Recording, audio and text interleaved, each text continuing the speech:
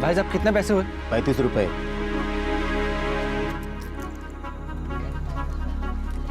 32 रुपए हैं भाई साहब, चलेगा क्या? पैसे कम थे तो ऑर्डर क्यों दिया? डकार गया, पैसे कम हैं। ला, अब भाग ऐसे, भाग।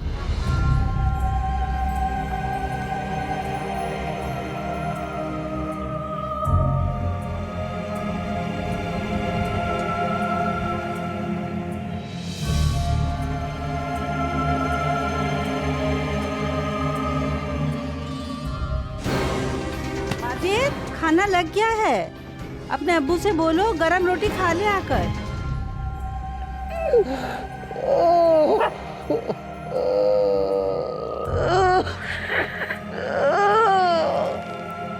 आप मेरी बात समझने की कोशिश तो कीजिए।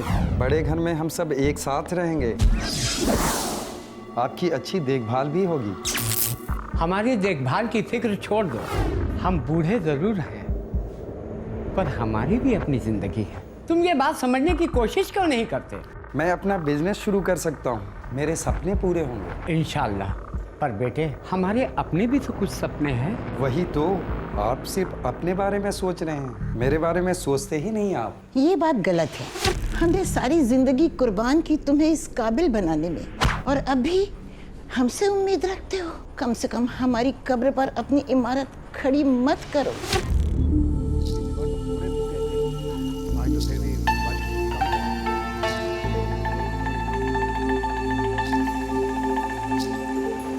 सलाम अलैकुम नसीर भाई।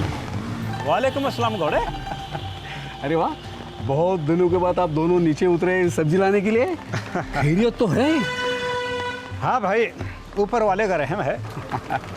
आजकल माजिद नहीं दिखाई दे रहा है। भटक रहा होगा कहीं इधर उधर, जवान खून है। कुछ मदद चाहिए तो बोलना। ज़रूर ज़रूर। वैसे हमें कोई दिक्कत नहीं, नीचे आने से टहलने से ज़रा तबीयत बनी रहती है। तो फिर से मॉर्निंग वॉक चालू कीजिए, पहले जैसा। सब लोग याद कर रहे हैं आपको। आया करेंगे। खुदा हाफिज़ गौड़े। आपका ख्याल रखना नसीर भाई। हाँ, शुक्रिया।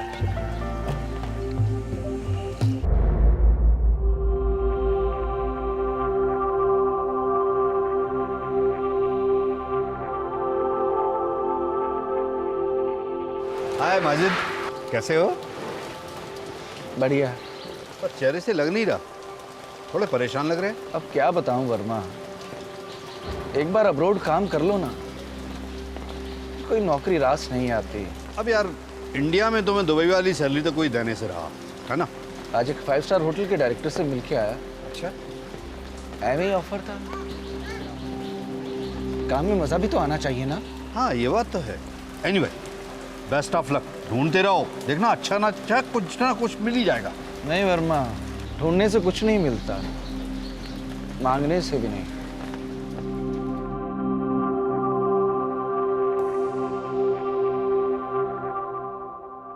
खाने के वक्त पूछना जरूरी है क्या? बिगड़ते क्यों हो माजिद? तुम आज इंटरव्यू देने गए थे ना, इसलिए पूछा कैसा रहा। बकवास रहा। क्यों? मना कर दिया मैंने, फालतू ऑफर था।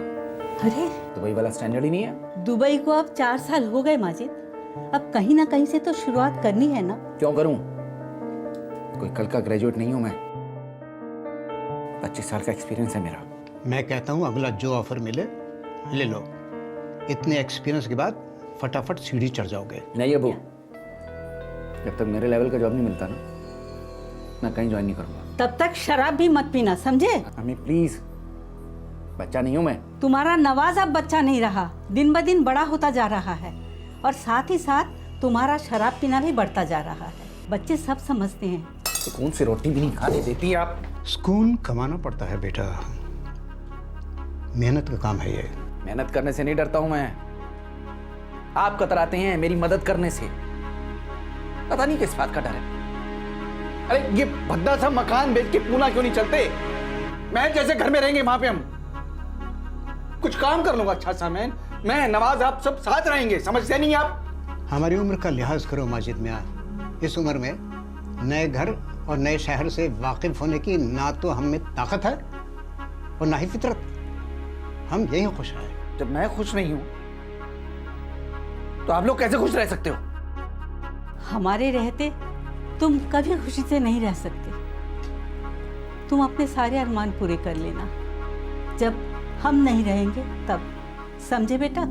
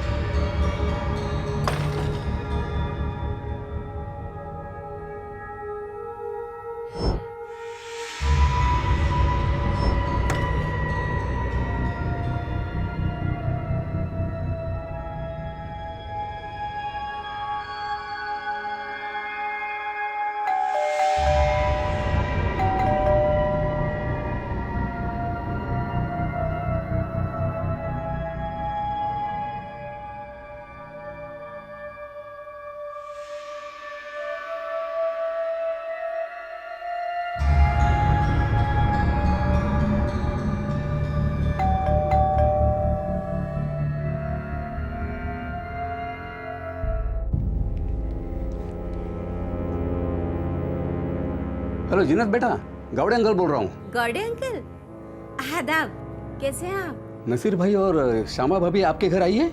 नहीं तो बेल बजाए जा रहा हूँ, लेकिन माजिद भाई के साथ कहीं बाहर गए होंगे अंकल। दरवाजे पे 4 दिन का दूध पड़ा है और अंदर से एक अजीब सी बदबू आ रही है।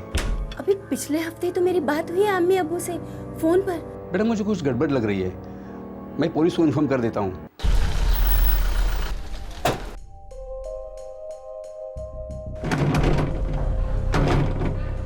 एक बार तोड़।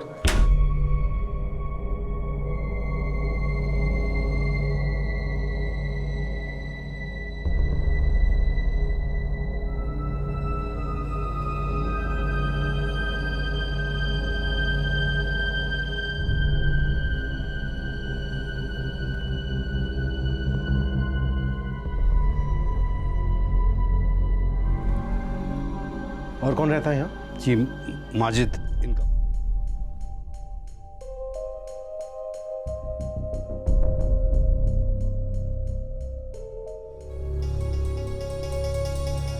मैंने जो किया है बहुत दर्द सहने के बाद किया है। अम्मी अब्बू ने मेरा जीना दुश्वार कर दिया था। मुझे डर है कि एक दिन मैं बिल्कुल लाचारी में अपने बेटे नवाज पर बोझ बन जाऊंगा। मेरी अब जीने की कोई ख्वाहिश नहीं है। नवाज मेरी जान, पापा को माफ कर देना, मुझे तुम्हारी अम्मी के पास ही दफना देना। माजिद जमाल। ये माजिद का नंबर है किसी के पास? नहीं जी, वो तो सेल रखता ही नहीं था। उनकी एक बेटी है जीनत, हैदराबाद में रहती है। आपको फ़ोन करने से पहले मैंने उनको फ़ोन किया था, जल्दी मुंबई की फ़्लाइट पकड़ो। हाँ, माजिद का एक बेटा है नवाज, पूना में काम करता है। क्या काम करता है? बीपीओ शीपीओ में नौकरी करता है। उसका नंबर है आपके पास? नहीं। कोई बात नहीं, हम उसे ढूंढ लेंगे। एक बुजुर्ग जोड़े की निर्दयी हत्या हुई थी उन्हीं के घर में। ये जोड़ा पिछले 15 साल से इस फ्लैट में रह रहा था। वहां मिला था एक नोट जो उनके बेटे माजिद का सुसाइड नोट जान पड़ रहा था। तहकीकात पोस्टमार्टम से शुरू हुई। इनके सर पर काफी गहरी चोट है और उसी चोट की वजह से इनकी मौत हुई है। और पत्नी शमा जमाल? इनके दुपट्टे से ही इनके गले को घोंटा गया है। तकरीबन कब हुए होंगे ये मर्डर? दोनों मर्डर्स करीब 72 से 80 घंटे के बीच में हुए हैं। मतलब 3 दिन पहले? करेक्ट। अच्छा, अब दोनों मर्डर एक साथ हुए हैं या एक पहले एक बाद में? नहीं, दोनों एक साथ तो नहीं हुए, 2-3 घंटे का फर्क है। नसीर जमाल की मौत पहले हुई। इंटरेस्टिंग। सच कहूं तो माजिद थोड़ा सा क्रैक सा था साहब। मतलब 100% नहीं कह सकता, पर अजीबो गरीब बातें करता था। बहुत टाइम से बेकार था, उसको नौकरी नहीं मिल रही थी। नसीर भाई और श्यामा भाई बहुत परेशान रहते थे। कोई अड्डा, कोई ठिकाना जहां वो आता जाता था, कोई दोस्त वोस्त, किसी को कुछ नहीं बताता था। पिछले कुछ दिनों में तुमने कहीं आते जाते देखा उसे? नहीं साहब, माजिद को पहचानना बहुत मुश्किल है। वो यहाँ दिखता ही नहीं था। और कुछ, एक बिल्डिंग की बाई है जो उसके घर में काम करती थी। साहेब, देवा शपथ खरं सांगते, मुझे सच में कुछ भी नहीं पता है। कितने बजे जाती थी उनके यहाँ काम करने? सुबह 8:30 बजे शमा ताई और नासिर भाव के यहाँ काम करती थी। पिछले 3 दिन से जा रही थी क्या उनके यहाँ काम करने? गई थी ना साहब, 4 दिन पहले लास्ट गई थी। तब घर पर वो भी था ना। वो कौन? वो साला खड़ूस चक्रम मजीद।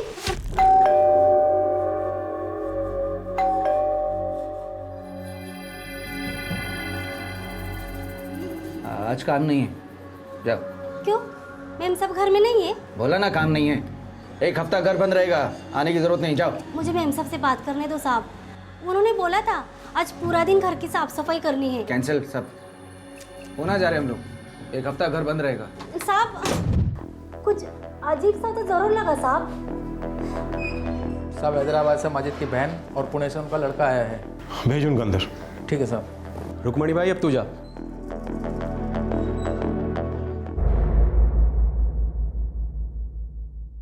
हमें माजिद पर शक है, पर माजिद अभी तक ट्रेस नहीं हुआ है।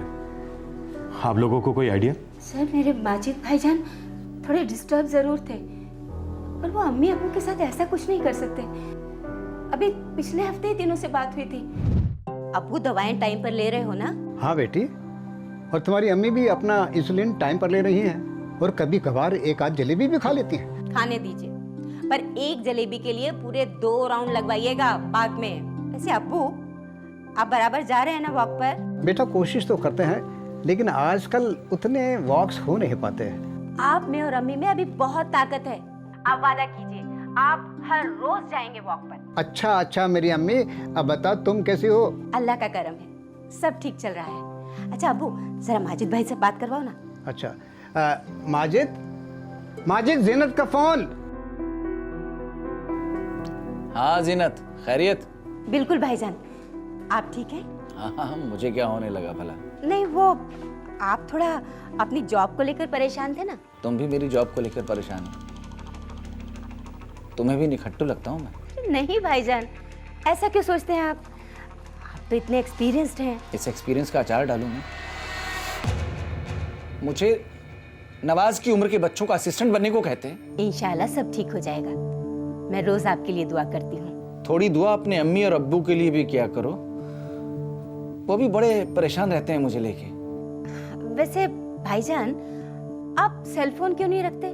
सेल फोन गुलामी है जीनत, मैं किसी के बाप का नौकर नहीं हूँ कि जब चाहे कोई मुझसे बात करे। ठीक है भाईजान, पर आप अम्मी अब्बू सब लैंडलाइन पर ही मिलते हैं, कभी इमरजेंसी हो गई तो? जब हम छोटे थे तब तो सेल फोन नहीं था, और जब अब्बू छोटे थे तब तो शायद लैंडलाइन भी नहीं था। जीनत थोड़ी अम्मी से भी गुफ्तगू कर लो, हैं? उनके पास भी 2-4 किलो शिकायतें होंगी मेरे खिलाफ। माजिद काम का न काज का, दुश्मन अनाज का, है? भाईजान तीखी बातें करते जरूर थे, लेकिन हमेशा मजाक में। वो किसी का खून कभी नहीं कर सकते। हमें ये चिट्ठी मिली है वहां से, राइटिंग माजिद की है। जी। सुसाइड नोट मालूम पड़ता है। देखिए हमें डर है कि कहीं माजिद ने अपने आप को मार न डाला हो। अल्लाह न करे ऐसा हो। जीनत जी हम भी यही चाहते हैं कि ऐसा ना हो, ताकि हम जान सकें कि ये 2 मर्डर कैसे हुए, क्यों हुए। अंधेरी ईस्ट MIDC पुलिस स्टेशन में आपके पिताजी ने एक नहीं बल्कि 4 बार माजिद के मिसिंग होने की कंप्लेंट लिखवाई है। वो 2-4 हफ्ते में वापस भी आ जाता था, लेकिन कभी बताता नहीं था कि कहाँ गायब हुआ है। आप दोनों में से कोई इस बात पर रोशनी डाल सकता है कि माजिद कहाँ गायब होता था? सर 10 साल पहले अम्मी की मौत हो चुकी है। अबूजान उस सदमे से अभी तक बाहर निकले नहीं। वो अक्सर उनके कब्र पे जाके बैठते थे सांता क्रूज में। अपनी एक टीम भेजो वहाँ पर। सर वो अक्सर दरगाहों में भी जाते थे। गोडबले ऐसा करो, सभी दरगाहों पर टीम लगा दो। Yes sir. अब पूना शिफ्ट क्यों हुए? सर मैं 4 साल पहले यहीं रहता था मुंबई में सर। पुणे में मेरी जॉब लगी, मुझे वहाँ जाना पड़ा सर। तुम्हारी अपने फादर से बात होती थी टाइम टू टाइम? होती थी, लेकिन सर मुश्किल से महीने में 1-2 बार। तुमने कभी उन्हें पुणे नहीं बुलाया अपने साथ रहने के लिए? कितनी बार बुलाया सर उन्हें, लेकिन वो मेरे साथ उस छोटे पीजी में नहीं आना चाहते। वो पुणे में अपना एक फ्लैट लेना चाहते थे सर, ताकि वहाँ मैं, अब्बू, दादा दादी जान हम लोग सब साथ में रहे। अकेला पड़ गया।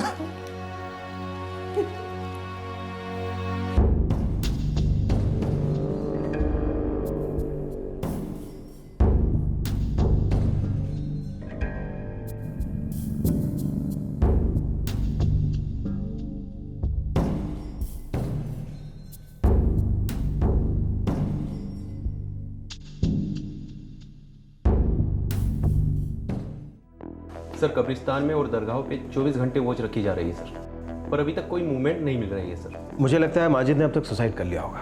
कोई बंदा ऐसे अपने माँ बाप को मारकर जिंदा कैसे रह सकता है सर? अच्छा, अब माजिद का फोटो सभी पुलिस स्टेशन में भिजवा दो और सारे मोर्ग में भी, मुंबई और पुणे दोनों जगह। Okay sir. एक 50-55 साल का आदमी अपने बूढ़े माँ बाप को ऐसे मार डालता है, क्या चल रहा होगा उसके दिमाग में, उसके घर में।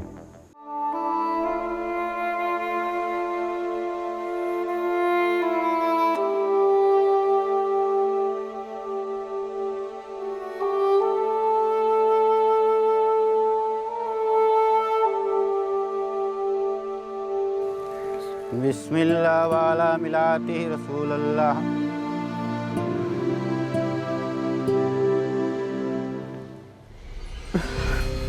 रूपी,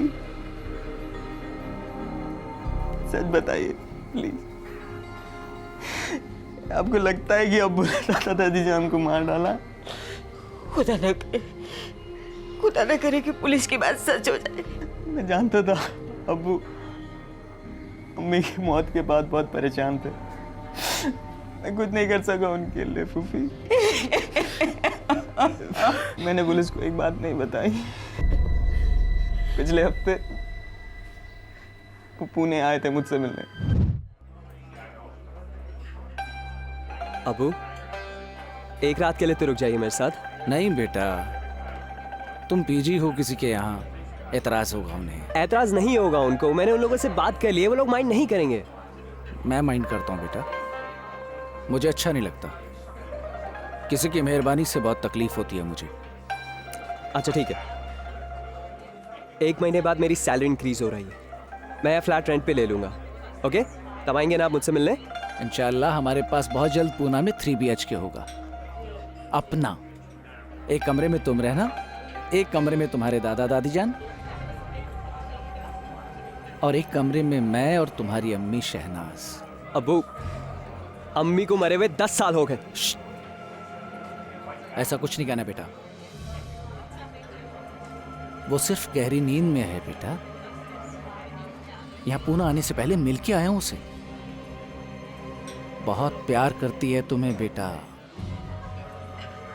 अच्छा मैं निकलता हूं मुंबई के लिए, वरना तुम्हारी अम्मी नाराज हो जाएंगी कि मैं उसके लिए फूल नहीं लेके आया। ये आजकल उसे गुलाब का बड़ा शौक चढ़ा है बेटा। मुझसे कहती है मेरे लिए सारे सफेद गुलाब ले आइए। आसान नहीं होता यार, सफेद गुलाब मिलना आसान नहीं होता, लेकिन मैं फिर भी कभी उसे मायूस नहीं करता।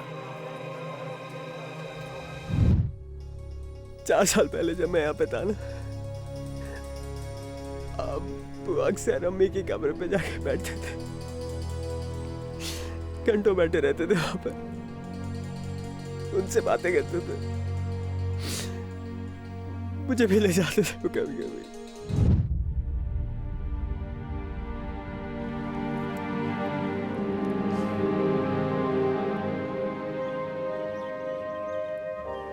अबू चलिए, मेरे को कॉलेज के लिए लेट हो रहा है, चलिए। पहले अपनी अम्मी को किस्से तो दो। अच्छे से करो बेटा, अम्मी नाराज हो जाएंगी।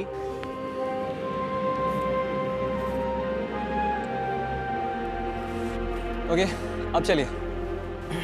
चलो भाई।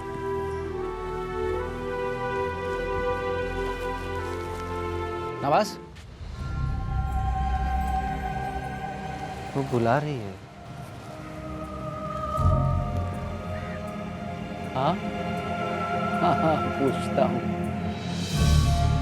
अम्मी पूछ रही हैं कॉलेज के बाद क्या करने का इरादा है। अब आपको पता है मेरे को ये सब बातें अच्छी नहीं लगती हैं। नवाज, बदतमीजी हो गई ना ये तो। अम्मी कुछ पूछ रही हैं और तुम कह रहे हो मैं जा रहा हूं। अम्मी है तुम्हारी,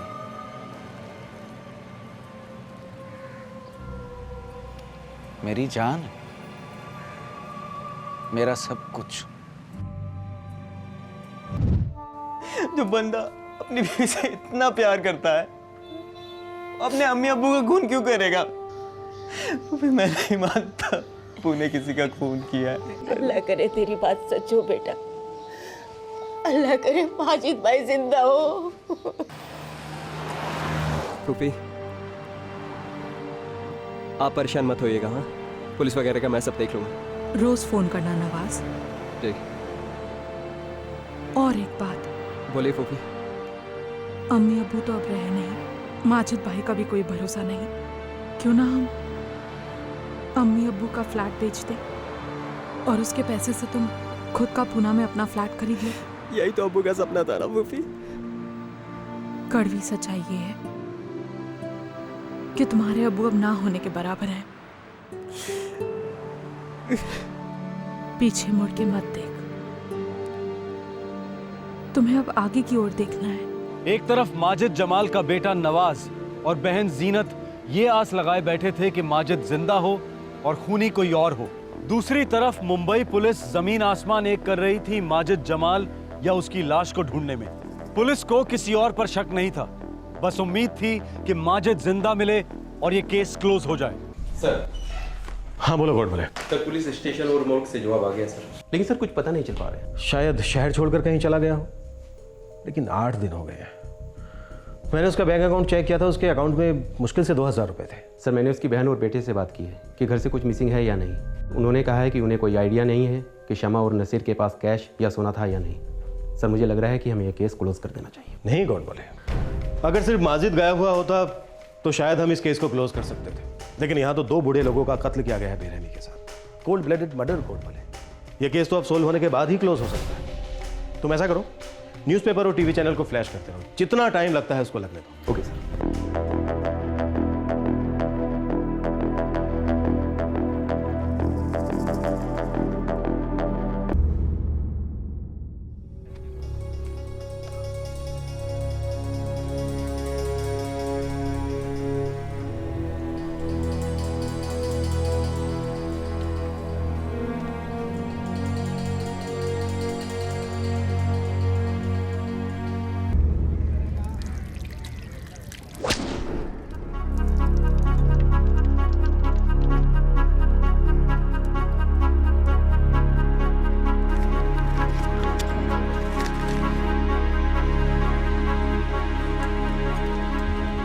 भाई साहब कितने पैसे हुए? 35 रुपए।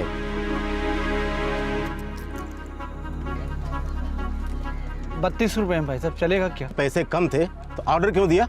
डकार गया, पैसे कम हैं। ला अब भाग ऐसे, भाग।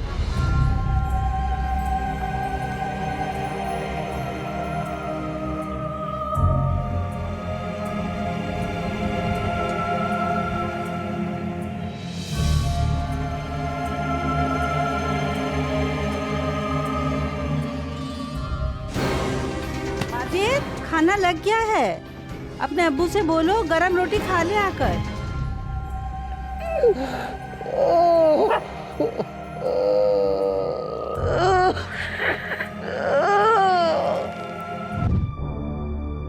माजिद, तेरे अब्बू कहाँ हैं?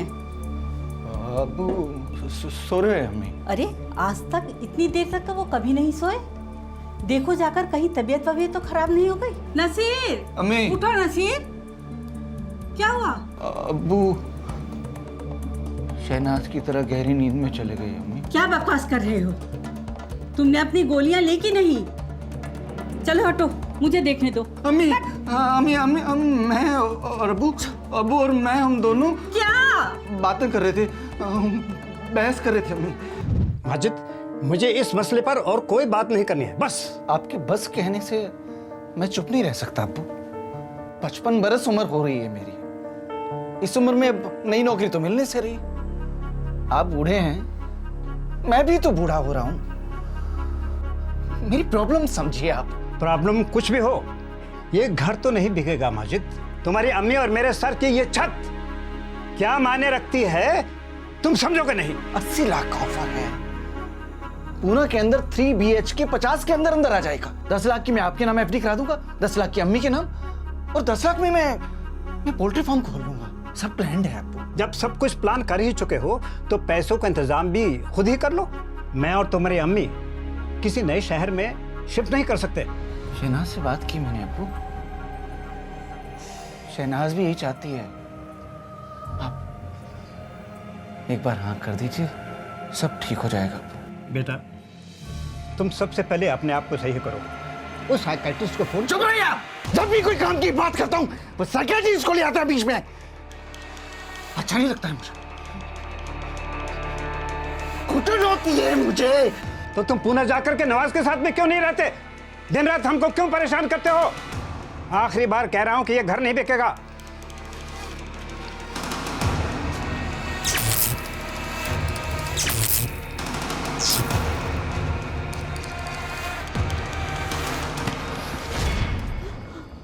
अम्मी, मैं अब्बू को मारना नहीं चाहता था। मेरे कानों में एक आवाज आई, बोली कर दो। मैंने कर दिया। ये तूने क्या कर दिया? मैं शहनाज को बोल के आता हूँ। अम्मी छोड़ मुझे जाने दे। आप देख नहीं पाएंगी अम्मी। अम्मी आप देख नहीं पाएंगी। दे मुझे जाने दे। अम्मी अंदर अब्बू सो रहे हैं। मुझे छोड़ दो। नहीं, मैं पुलिस को बोलता हूँ, बुरे माजिद को फांसी पे चढ़ा दो और अच्छे माजिद को शहनाज के पास भेज दो। है अम्मी? तुम अंदर मत जाना। तुम ना इधर सोफे पे सोना अम्मी। इधर इस वाले सोफे पे सो जाना। है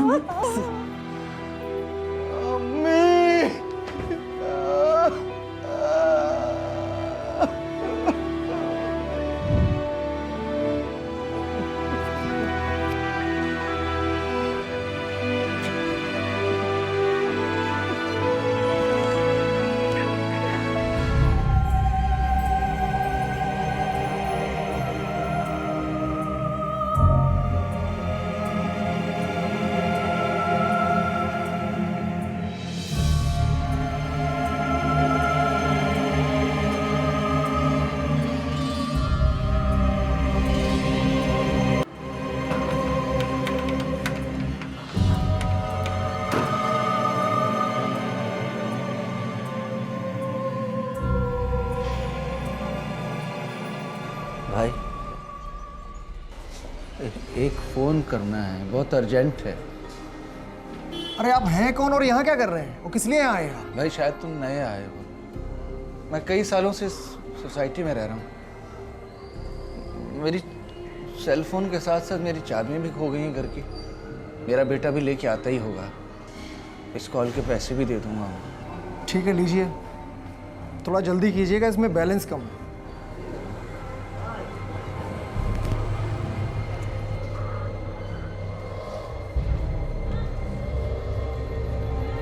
नवाज, अबू अबू अबू अबू अबू अबू अबू अबू कहाँ हैं आप? मैं मुंबई में हूँ बेटा, अपनी सोसाइटी में। पता नहीं किसी ने घर का ताला चेंज कर दिया हमारे। मुझे अंदर जाके अपनी दवाइयाँ लेनी है बेटा। अबू आप वहीं वेट करिए, यहाँ सोसाइटी में गार्ड के पास वेट करिए। मैं बस पहुँच रहा हूँ अबू, मैं बस पहुँच रहा हूँ। प्लीज हो सके तो आते वक्त कुछ खाने के लिए ले आना। मुझे बहुत भूख लगी है बेटा। मैं पहुंच गया अबू, बस मैं पहुंच गया। आप वेट कीजिए।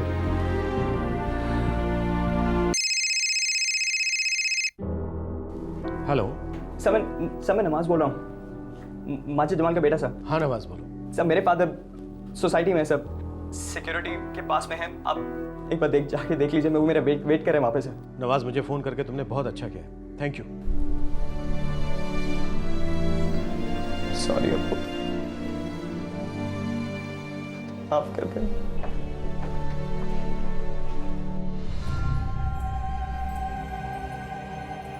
जेल में खाना मिलेगा? हाँ मिलेगा, चल।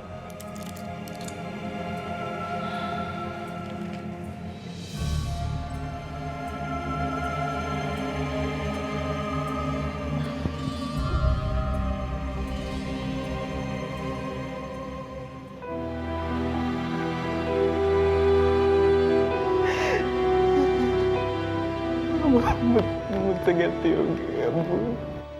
नहीं बेटा, नहीं। गलती तो मुझसे हुई है बेटा। तुमने तो सही काम किया बेटा।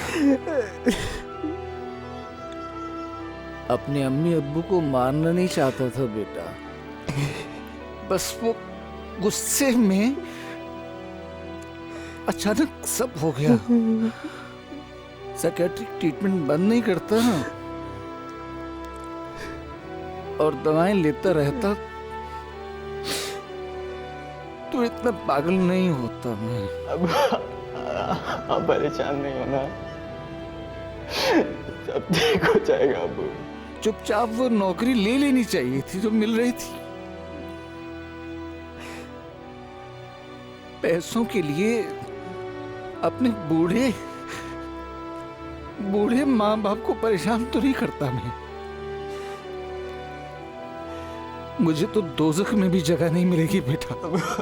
आप शांत हो जाइए, सब ठीक हो जाएगा अबू।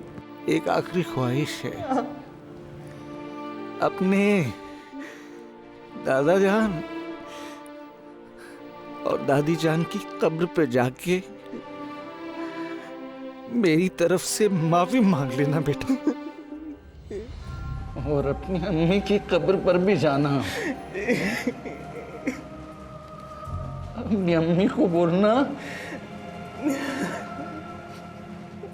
मैं उसे कभी मुंह नहीं दिखाऊंगा।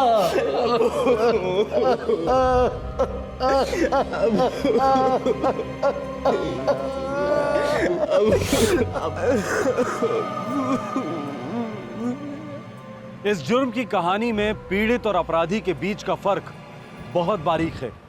माजिद ने अपने माता पिता की हत्या जरूर की थी, लेकिन उसका दिल और दिमाग एक अरसे से दम तोड़ रहे थे। नसीरुद्दीन जमाल, शमा जमाल और माजिद जमाल, ये तीनों अपनी जिंदगी के आखिर के पड़ाव में डगमगाते कदम रख रहे थे। ये लैंडलाइन वाली पीढ़ी थी जो बदलाव कबूल नहीं कर पा रही थी। नसीर और शमा को फ्लैट नहीं छोड़ना था और माजिद को अपने स्टैंडर्ड की नौकरी के नीचे नहीं उतरना था। तीनों जिद्दी, तीनों लाचार, तीनों लैंडलाइन वाली पीढ़ी के लोग। इस केस में सबसे ज्यादा लाचार रहा आज की पीढ़ी का नवाज जमाल, जो इस हाईटेक इंटरनेट और सेलफोन के जमाने में भी अपने दादा दादी और अब्बू के लिए कुछ नहीं कर पाया। इस केस में एक सीख हम सब के लिए है, मानसिक विकार को नजरअंदाज ना करें। फिर मिलेंगे, अपना ख्याल रखें, सुरक्षित रहें। जय हिंद।